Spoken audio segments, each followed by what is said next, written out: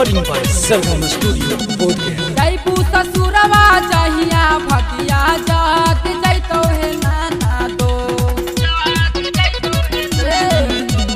जैबू ससुरवा जहिया भगिया जाग जैतो है नाना दो।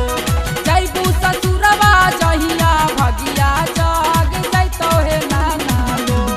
ओही जगहिया मगहिया तेल जब लाग जैतो है नाना दो। ओही जगहिया मगहिया तेल जब लाग जैतो है नाना दो। तू पर पातर देहिया तोहर निखार जैतो है नाना दो। तू पर पातर देहिया तोहर निखार जैतो है नाना दो। ओही जगहिया तेल मगहिया लाग जैतो है नाना दो। ओही जगहिया मगहिया तेल जब लाग जैतो है नाना दो।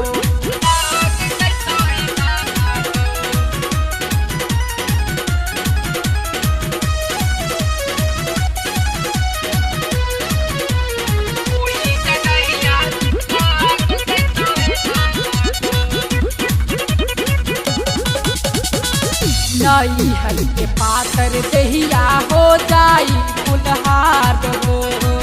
जहिया पैनू नन तो पिया बाके प्यार हो। ए ननदो नई हर के पातर देहिया हो जाई फुलहार हो।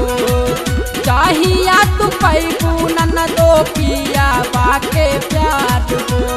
पहिला ही रतिया रोगवा भाग जैतो है नाना दो।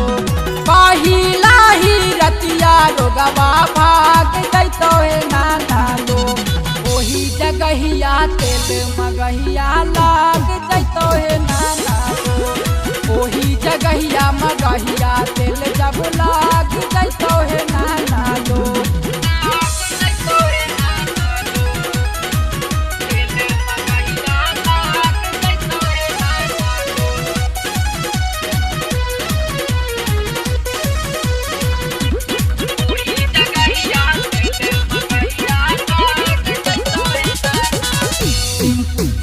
काम से तू बाड़ी छाछा ना भेल। सैया रखले पानी है बतावे। सिंपू सारा काम के तू बाड़ी छाछा ना भेलू।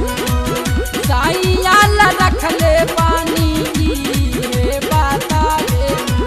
दिलीप संजित बंधन खोले में लाग जैतो है नाना दो। दिलीप चोली के बंधन खोले में लाग जैतो है नाना दो। ओही जगहिया तेल मगहिया लाग जैतो